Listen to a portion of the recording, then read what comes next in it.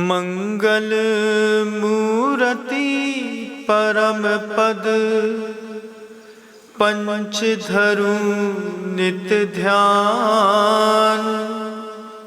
हरो अमंगल विश्व का मंगलमय भगवान।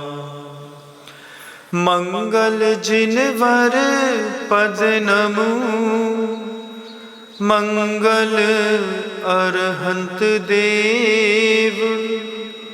मंगलकारी सिद्ध पद सो बंधु स्वयमेव। मंगल आचार्य मुनि मंगल गुरु उपाध्याय। सर्व साधु मंगल करो वंदो मन वचकाय। मंगल सरस्वती मात का मंगल जिनवर धर्म। मंगलमय मंगल करो हरो असाता कर्म। या विधि मंगल करण से जग में मंगल होय। मंगल मारी भावना भव सागर दृढ़ हो। अहिंसा परमो धर्म की। परम पूज्य आचार्य भगवंत गुरुदेव श्री विद्यासागर जी महाराज की। वर्तमान आचार्य परमेष्ठी गुरुदेव श्री समय सागर जी महाराज के। समस्त मुनि संघ की जय।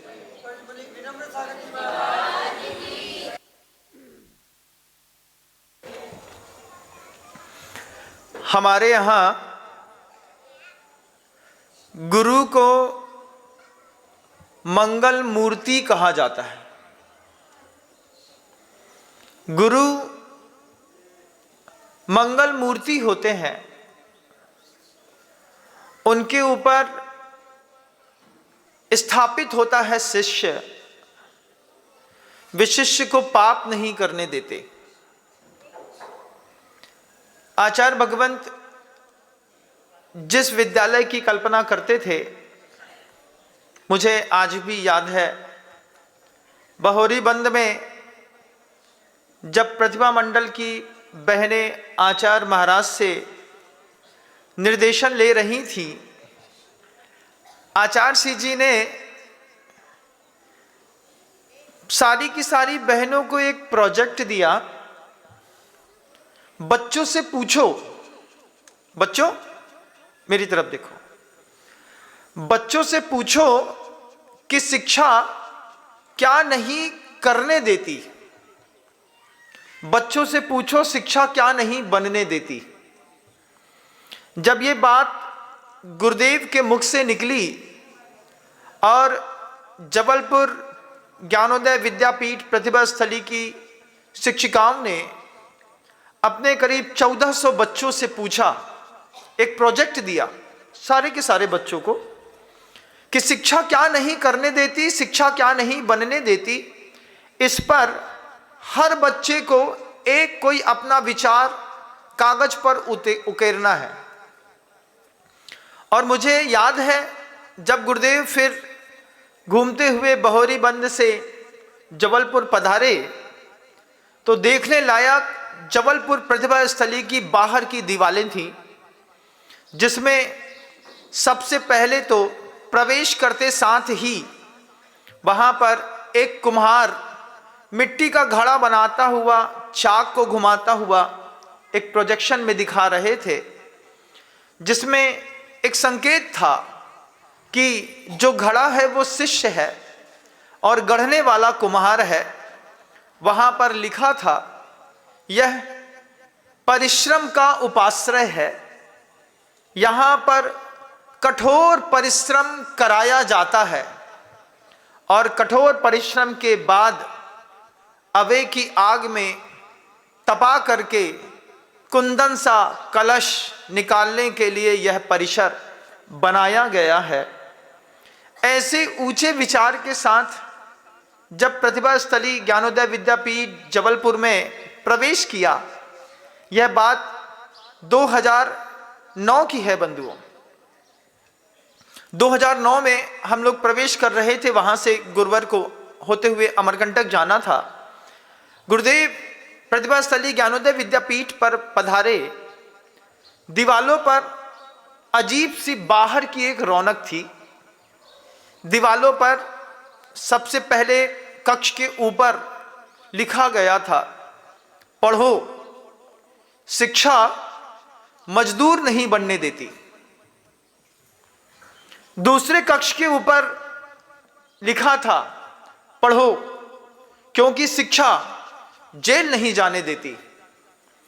तीसरे कक्ष के ऊपर एक चित्र बनाया था, पढ़ो क्योंकि शिक्षा कभी भी वैश्यावृत्ति करने नहीं देती। चौथे कक्ष के ऊपर गया, सब एक एक दृश्य गुरुवर देख रहे थे, आज भी मुझे याद है। चौथे के ऊपर जब कक्ष के ऊपर दृष्टि डाली तो फिर वहां पर लिखा था, पढ़ो शिक्षा रिक्शा नहीं चलाने देती। पढ़ो क्योंकि पढ़ो शिक्षा कभी भी किसी भी व्यक्ति को झुकने नहीं देती। पढ़ो शिक्षा कभी किसी को बलात्कार करने नहीं देती। पढ़ो शिक्षा कभी किसी को जेब कतरा नहीं बनाती। पढ़ो शिक्षा कभी किसी को हिंसक नहीं बनाती। पढ़ो, किस लिए पढ़ो? हर कक्ष के बाहर की दीवार पर शिक्षा क्या नहीं करने देती और शिक्षा क्या नहीं बनने देती, ऐसे दो दृश्यों को बच्चों से उनको पहले एक प्रोजेक्ट वर्क दिया। कागज में उन्होंने अपनी थीम लिखी, जो सबसे बेस्ट थीम थी उनको किसी पेंटर के माध्यम से और कक्ष की बाहर की दीवारों पर जब उकेरा गया। जितने भी माता पिता विद्यालय के प्रांगण में प्रवेश करते, वे देखते कि यहाँ का मोटिव ही बिल्कुल अलग है। मोटिव में सामने चीजें दिखाई दे रही हैं। बच्चा बार बार उस चित्र को देख करके सीखता है, क्योंकि हम सभी लोग साइकोसोमेटिक होते हैं। हमको जैसा मन में दिया जाता है, हम फिर वैसे ही अपने आप की संरचना करते हैं। आचार्य जी का एक छोटा सा प्रोजेक्ट था बंधु। आचार्य भगवंत ने कहा कि बाहर की दीवारें इस बात की प्रभावना करें कि शिक्षा क्या नहीं करने देती, शिक्षा क्या नहीं बनने देती। आप सब बच्चे भी, विद्यालय के शिक्षक महोदय, इनको एक प्रोजेक्ट दीजिएगा, शिक्षा क्या नहीं करने देती, शिक्षा क्या नहीं बनने देती। वहां पर देखा, शिक्षा कभी भी किसी को हिंसक नहीं बनने देती। एक उसके ऊपर वहां पर लिखा था, शिक्षा कभी भी चोरी नहीं करने देती। कितने सारे लोग हैं जो जेब कतरे बनकर के पूरे देश में घूम रहे हैं, और तो और घर के अंदर भी जब चोरियां होती हैं उसमें एक भय और शिक्षा का अभाव ही कारण होता है। शिक्षा कभी किसी को भयभीत नहीं करती, शिक्षा रावण नहीं बनने देती। ये बात जब एक विद्यालय में कक्ष के ऊपर लिखा हुआ था तो देख करके बड़ा अच्छा लगा कि इतना अच्छा प्रोजेक्शन बाहर की दीवारों पर गुरुवर के एक संकेत से दिखाया गया। अंदर की दीवारों पर भी कुछ इतिहास दिख रहा था। जब कभी भी किसी भी विद्यालय में अन्वेषण के लिए जाता हूं, बाहर की और अंदर की दोनों की दीवारों को देखता हूं। अंदर की दीवारों में गुरुवर संकेत देते हैं। गुरुदेव कहते थे कि अंदर की दीवारों पर भविष्य की कल्पना मत दिखाना। मंदिर की विद्यालय की अंदर की दीवारों पर जो लोग इतिहास में शामिल हो गए हैं, जो लोग कुछ काम करके आसमानी हो गए हैं, ऐसे ऐसे लोगों का वहां पर प्रभाव दिखाई देता हो। कहीं पर भगवान महावीर की पावन पवित्र उपदेश अहिंसा परमो धर्म दिखाई देता हो, कहीं पर भगवान बुद्ध का संकेत अपदीपो भव दिखाई देता हो, कहीं पर मां भारती का वह पावन पवित्र उपदेश जननी जन्मभूमिश्च स्वर्गादपि गरीयसी यह दिखाई देता हो। अंदर जाकर के मैंने हर कक्ष को जब देखा, देखने पर दिख रहा था कि कक्ष के अंदर अब्दुल कलाम आज़ाद जी को लिया गया था।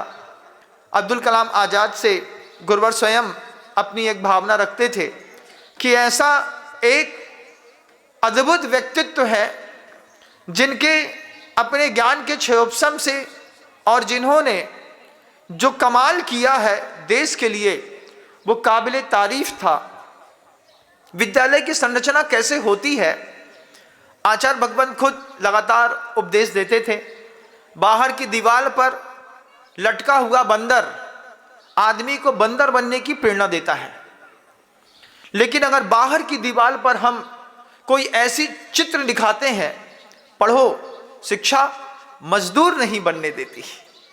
जब पहली बार इसको देखा और उस मजदूर का चित्र देखा, काला लेकिन अच्छी ताकत, और उसके सिर पर बहुत बड़ा पत्थर रखा है, उसकी जंघाओं में धीरे धीरे इतना तेज खिंचाव हो रहा है, शरीर से झमाझम पसीना बह रहा है।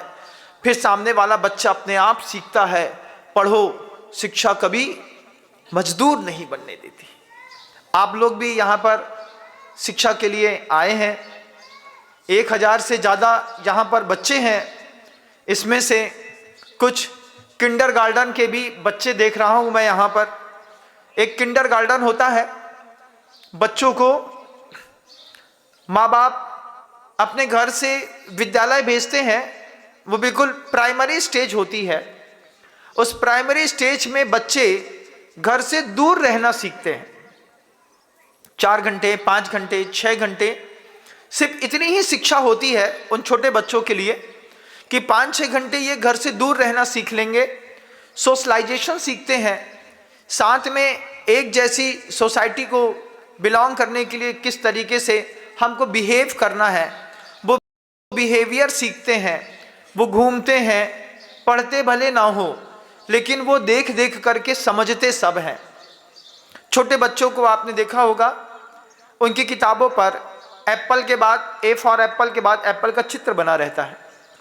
यही वो छोटी सी उम्र होती है जिसमें बच्चा एक एक चित्र को, अपने विद्यालय के बाहर के चित्र को देखता है और देख करके समझता है कि मुझे क्या बनना है।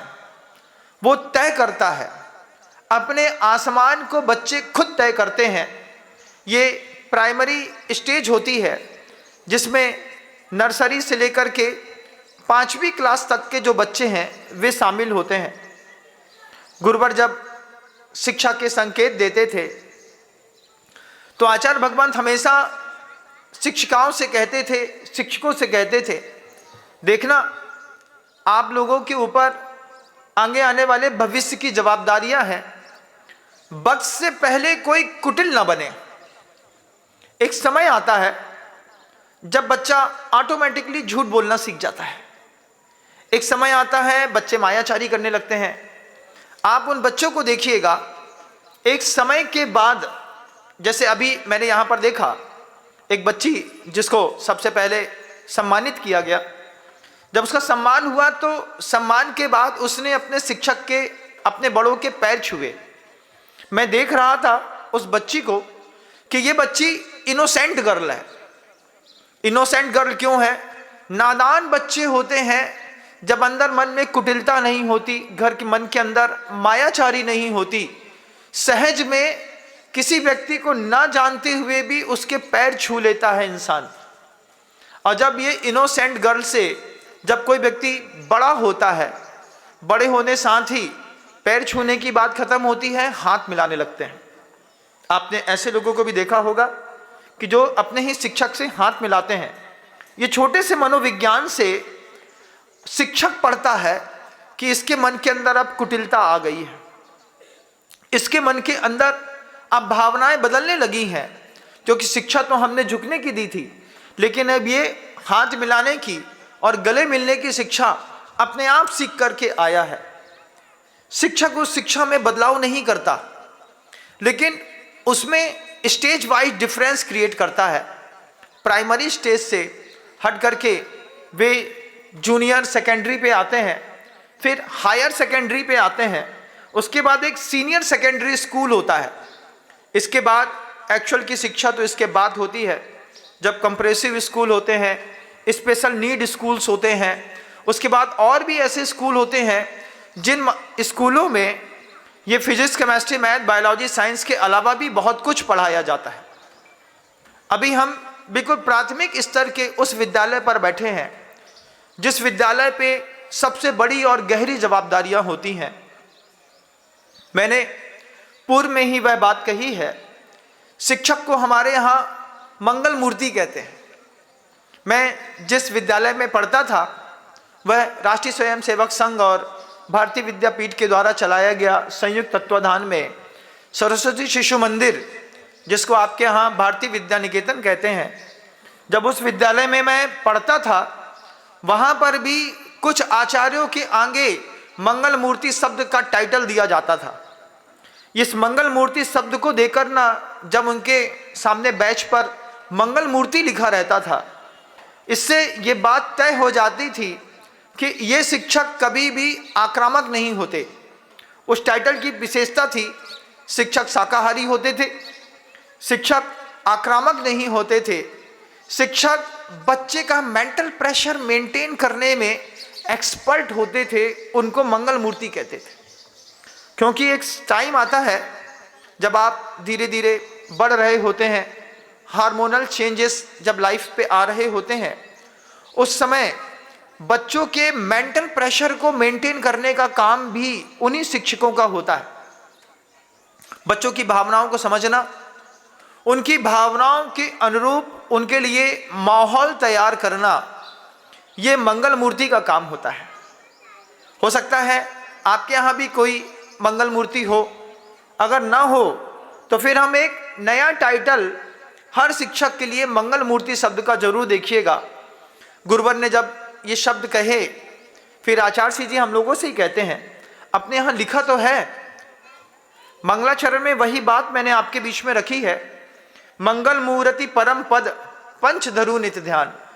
एक अच्छे बच्चे की, एक अच्छे विद्यार्थी की जवाबदारी होती है कि नमोकार मंत्र के चरणों में जैसे आपने पहले 4 शब्द अर्पित किए, ठीक ऐसे ही जो महास्नातक परम भगवत देव हैं, अरहंत परमेष्टि, वे भी मंगल मूर्ति हैं, सिद्ध परमेष्टि मंगल मूर्ति हैं, आचार्य मंगल मूर्ति हैं, उपाध्याय मंगल मूर्ति हैं, साधु भी मंगल मूर्ति हैं, इसके बाद जिनवाणी भी मंगल मूर्ति हैं, साधु के मुख से निकला गया उपदेश भी मंगल मूर्ति शब्द ब्रह्म के रूप में आप सबके बीच में आता है।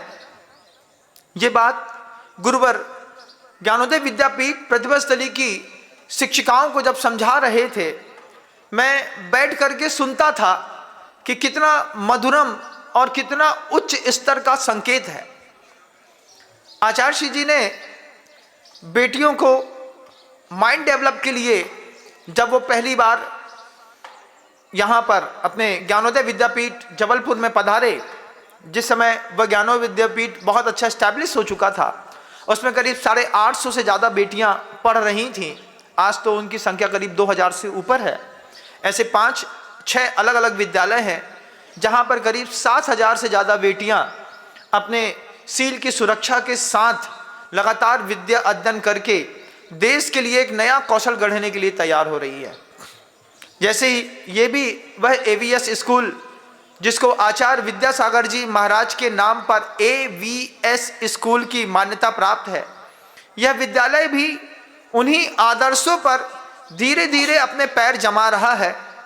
इस विद्यालय को भी ऐसा मंगल आशीष देता हूँ कि जैसे इन्होंने गुरुवर का नाम रखा है, ऐसे ही गुरुवर की भावनाओं से ओतप्रोत होकर के यह विद्यालय प्रतिदिन दिन दुगनी और रात चौगुनी वृद्धि करे, ऐसा आशीष यहाँ के सारे विद्यालय में रहने वाले प्रत्येक जनमानस को देता हूँ। शिक्षक परिसर में जितने भी लोग हैं, भगवती के रूप में विराजमान जो आरिकाएं हैं, आरिकाओं जैसी जो शिक्षिकाएं हैं, साधनाशील हैं, धैर्यवान हैं, इन्हीं के ऊपर मैं देख रहा हूँ सीनियर सेकेंडरी स्कूल को टच करती हुई बहुत सारी बेटियां हैं।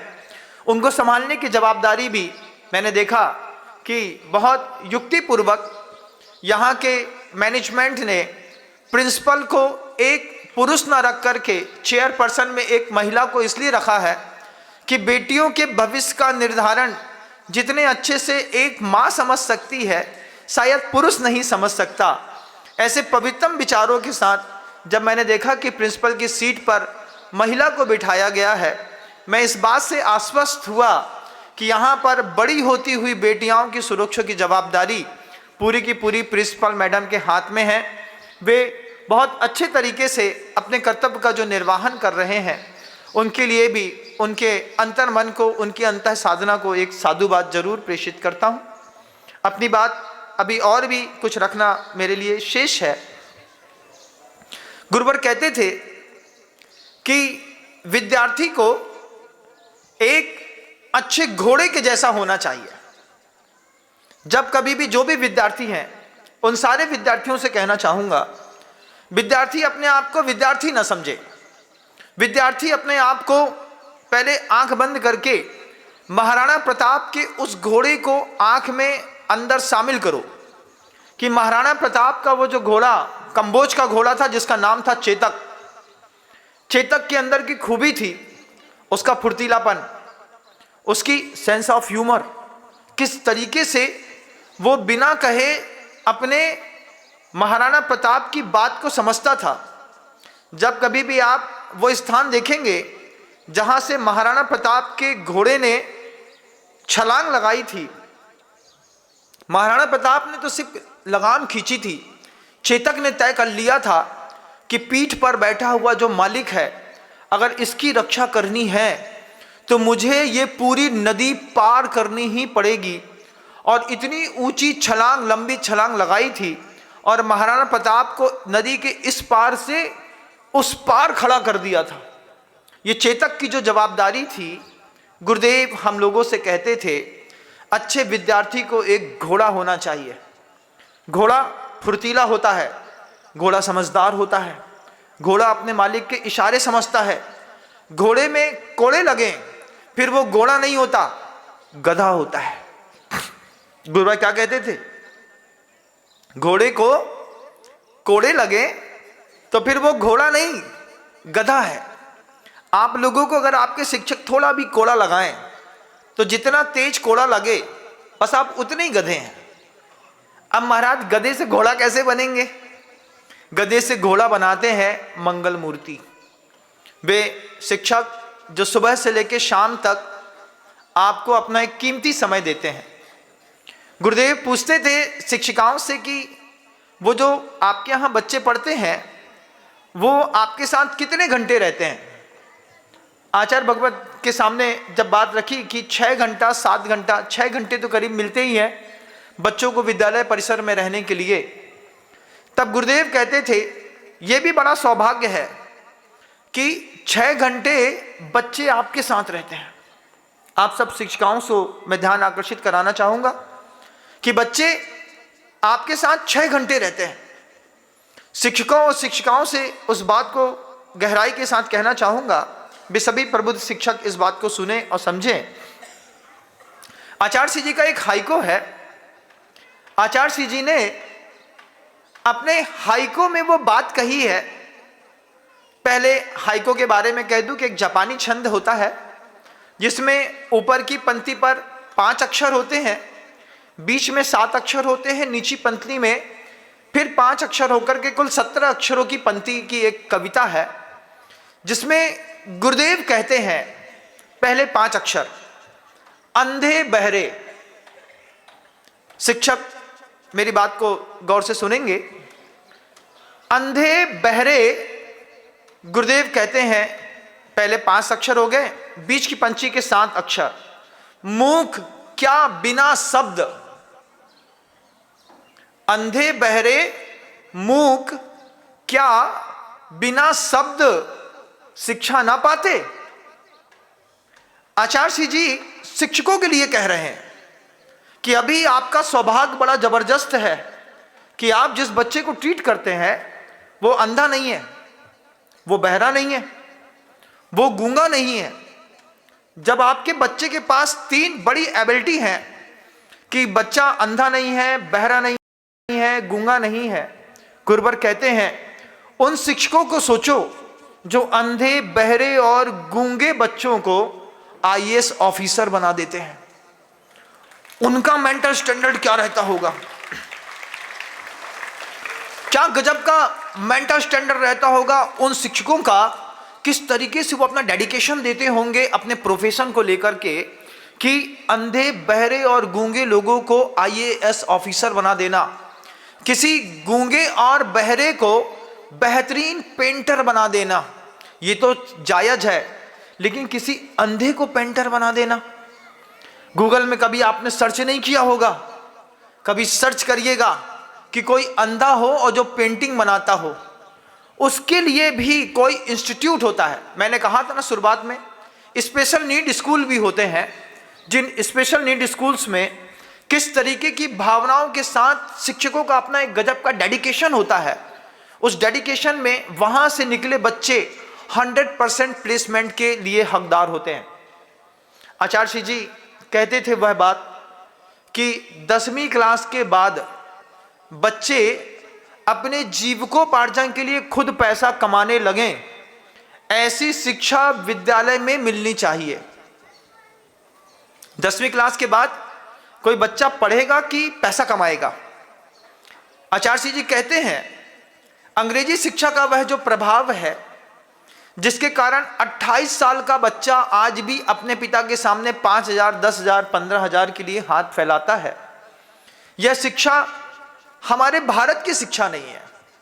हमारे भारत की शिक्षा में ऐसी शिक्षा प्रणाली हो कि 10वीं क्लास का बच्चा 1 घंटा भी अगर प्रतिदिन मेहनत करेगा, 10वीं क्लास के बच्चे के लिए आप अपने विद्यालय में हथकरघे का ऊपर एक सेंटर खोल दीजिए, उसमें बच्चों को 1 घंटे वर्क के लिए दे दीजिए।